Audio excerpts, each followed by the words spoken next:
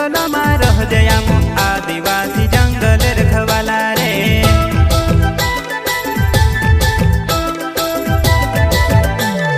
चल जंगल जमीन काजे पूजे रे आदिवासी दुनिया ने रखवाला रे। बाप देव खतरी काजे पूजे रे आदिवासी सबसे निराला रे।